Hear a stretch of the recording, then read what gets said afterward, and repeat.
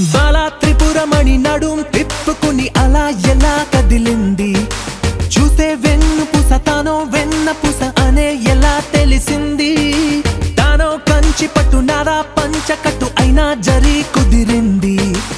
ఎప్పుడో అప్పుడో చివరికొచ్చేది అక్కడికేగా. బుద్ధుడే